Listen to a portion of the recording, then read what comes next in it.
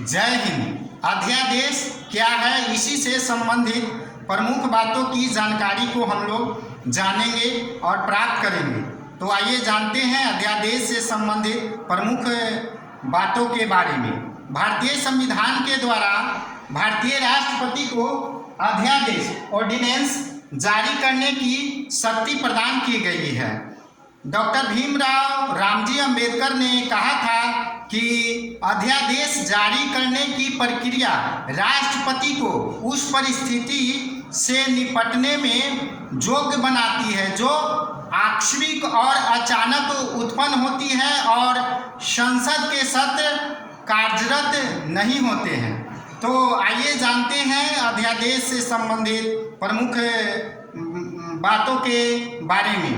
जब भारतीय राष्ट्रपति को यह ज्ञात हो या यह समाधान हो कि जब भारत में संसद के सत्र कार्यरत नहीं होते हैं, यानी कि सत्रावसान हो, यानी कि संसद का कोई भी सदन कार्य नहीं कर रहा हो, यानी कि भारतीय संसद के अंतर्गत जो सदन है लोकसभा और राज्यसभा उसका सत्रावसान हो, यानी कि बैठक समाप्त हो गई हो, यानी कि विघटन नहीं हुआ, क्योंकि राज्यसभा का विघटन नहीं होता है, लेकिन लोकसभा जो है से क्या होता है कि उसका सत्रावसान जब हो जाता है, यानी कि भारतीय संसद का, तब उस परिस्थिति में जो है से भारत के राष्ट्रपति अध्यादेश को जारी करते हैं।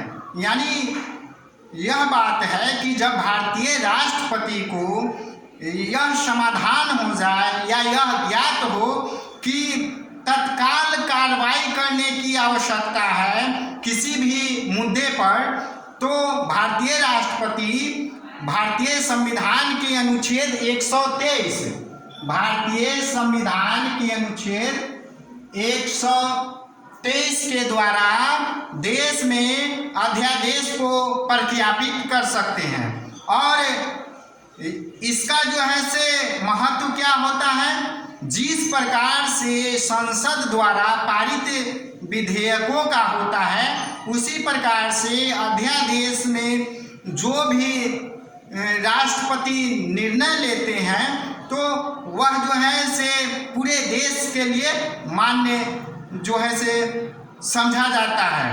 तो आइए जानते हैं कि किस प्रकार से अध्यादेश द्वारा भारतीय राष्ट्रपति इसे जो है से प्रख्यापित करते हैं। तो पूरे देश में जो है से अध्यादेश को वे जारी कर सकते हैं और राष्ट्रपति का यह अध्यादेश पूरे जो है से देश के लिए मान्य होता है, पूरे राज्य और केंद्र शासित प्रदेशों के लिए जो है से मान्य जो है से समझा जाएगा यदि राष्ट्रपति ने उन सभी क्षेत्रों को जोड़कर, यानी कहने का मतलब है कि भारतीय क्षेत्र के अंतर्गत जो आते हैं उन सभी क्षेत्रों के लिए जो है से राष्ट्रपति का अध्यादेश जो है से मान्य समझा जाएगा। और यदि राज्यों की बात करते हैं तो राज्यपाल जो है से 213 के अनुच्छेद द्वारा जो है से राज्य में जो है से अध्यादेश को जो है से जारी कर सकते हैं। अब है कि राज्यों में विधानसभा और विधान परिषदें होती है। भारत के 6 राज्यों में विधान परिषदें हैं। तो विधानसभा और विधान परिषदें जब सत्र में नहीं हो, उस स्थिति में राज्यपाल जो है से अध्यादेश को ला सकते हैं। तो इस प्रकार से ये राज्य के लिए होता है और मान्य समझा जाएगा अध्यादेश को यदि वह जो है से विधानसभा और विधान परिषदें उस स्थिति के अनुसार यदि कानून बना सकती हैं। यही बात होता है पूरे देश के लिए, यानी कि देश जो संसद कानून बनाती है पूरे देश के लिए, तो उसी पर जो है से राष्ट्रपति अध्यादेश जो है से जारी कर सकते हैं। अब यदि हम लोग बात करें कि अभी तक जो है से अध्यादेश की क्या स्थिति है देश में, तो 2000 यानी कहने का मतलब है कि 2014 तक यदि हम लोग बात करें 1950 से लेकर 2014 तक यदि हम लोग बात करते हैं, तो अभी तक देश में 679 जो है से अध्यादेश लाए जा चुके हैं। ये आपका जो है से भारतीय राष्ट्रपति के द्वारा और राज्यपालों की यदि स्थिति, यानी कहने का मतलब है कि दोनों का जोड़ दिया जाए तो अभी तक जो है से अध्यादेश 679 जो है से पूरे देश में जो है से लाए जा चुके हैं। और यदि बात करते हैं कि सबसे ज़्यादा अध्यादेश किस राष्ट्रपति के द्वारा जो है से ज़्यादा लाया गया है, तो फखरुद्दीन अली अहमद के द्वारा जो है से सबसे ज़्यादा जो है से लाया गया है अभी तक अध्यादेश। उनके समय में सबसे ज़्यादा लाया गया है, फखरुद्दीन अली अहमद के समय में। अब यदि अध्यादेश का हम लोग न्यूनतम बात करते हैं कि इसका समय सीमा न्यूनतम क्या होता है, तो न्यूनतम जो है से 6 सप्ताह तक अध्यादेश का जो है से माना गया है। 6 सप्ताह यानी कि 42 दिनों तक कोई भी जब अध्यादेश लाया जाता है तो इसका न्यूनतम जो है से समय सीमा 6 सप्ताह तक जो है से माना जाता है। और अधिकतम की यदि हम लोग बात करें तो अध्यादेश की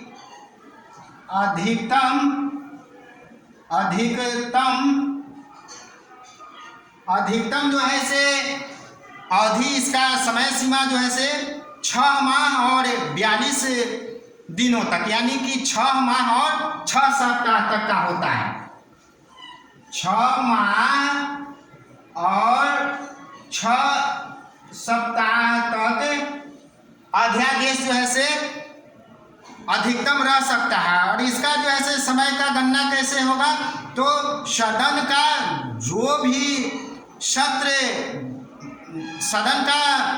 जो भी सत्र चला हो और जो सदन बाद में जो है से अपना बैठक किया हो, उससे समय की गणना को हम लोग करते हैं। और इसका अधिकतम जो है से 6 माह और 6 सप्ताह तक जो है से अधिकतम अवधि को माना गया है।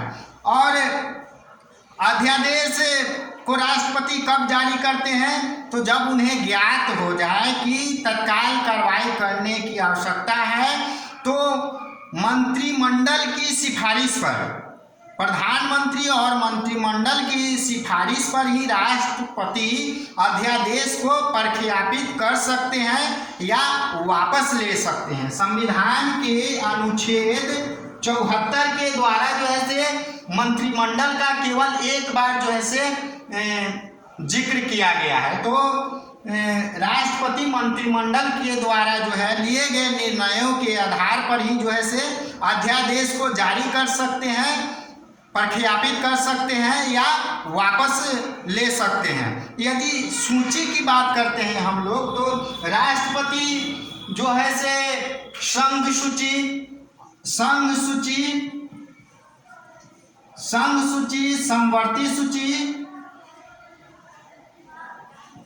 समवर्ती सूची और राज्य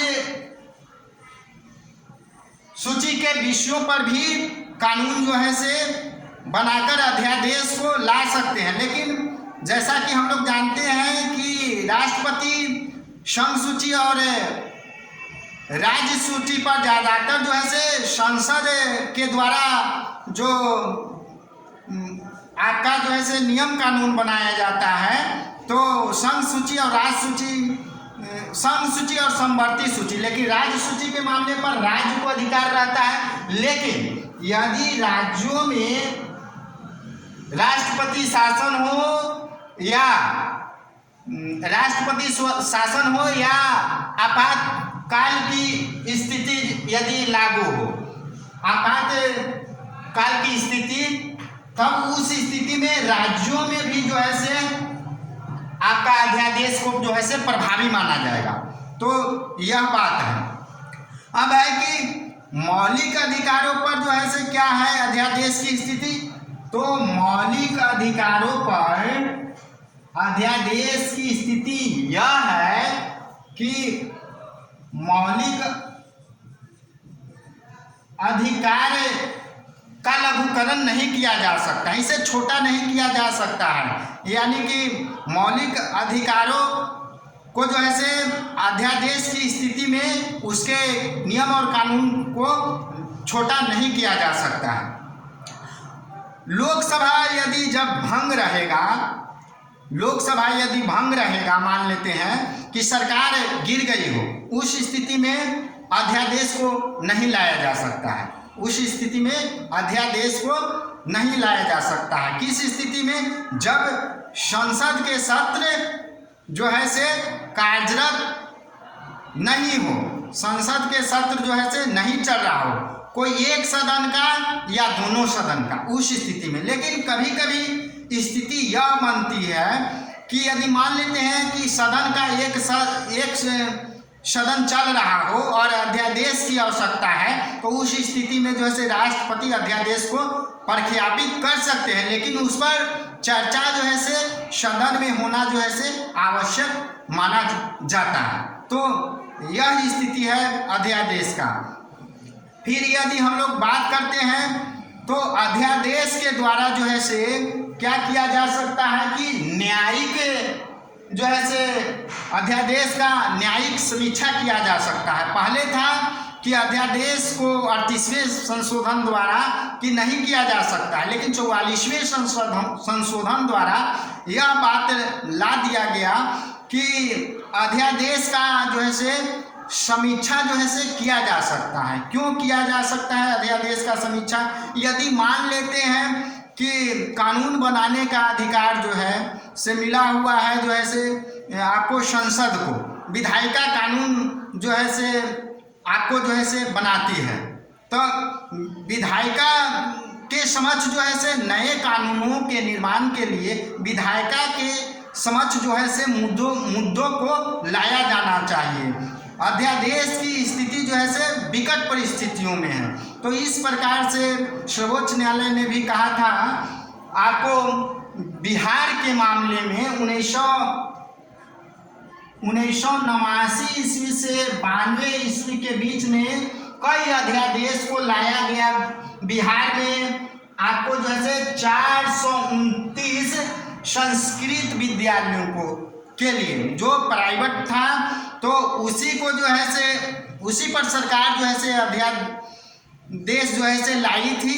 तो सर्वोच्च न्यायालय में जब याचिका दायर किया गया तो उसमें कहा गया कि कानून बनाने के लिए राज्यपाल को जो है से विधायिका के समक्ष यानी कि सदन में रखा जाना चाहिए, किसी बात को विधानसभा में रखा जाना चाहिए, नहीं तो यह जो है से लोकतंत्र के लिए जो है से उचित नहीं है, क्योंकि इससे जो है से स्थिति ठीक नहीं होगा, क्योंकि संसद के पास ही जो है से कानून बनाने का अधिकार है। तो इस प्रकार से जो है से यह समीक्षा किया गया, यानी कि अध्यादेश का न्यायिक समीक्षा किया जा सकता है। और अध्यादेश में आपको क्या है कि अध्यादेश में जो कार्य किया जाता है, जिस स्थिति में जब जारी हुआ है, तो वह जो है से वैध माना जाएगा। राष्ट्रपति के द्वारा जो उस समय कार्य किया गया हो, तो वह कार्य किया गया वैध माना जा सकता है। और यदि अध्यादेश को संसद के दोनों सदनों में यदि 6 सप्ताह के अंदर, यदि मान लेते हैं कि 6 सप्ताह के अंदर उसको यदि रख दिया जाए, तब यदि वह सदन द्वारा यानी कि दोनों संसद के दोनों सदनों द्वारा यदि पारित कर दिया जाए, तो वह प्रभावी माना जाएगा, कानून बन जाएगा। यानी कि 6 माह के अंदर भी यदि संसद का कोई भी सदन का या दोनों सदनों का बैठक हुआ हो और उसमें अध्यादेश को रखा जाए और वह पारित कर लिया जाए संसद द्वारा, दोनों सदनों द्वारा, तो वह कानून बन जाता है। और यदि नहीं माना जाएगा संसद द्वारा 6 माह और 6 सप्ताह की अवधि बीत जाने के उपरांत, तो वह प्रभावहीन हो जाएगा, यानी वह कानून नहीं बन पाएगा।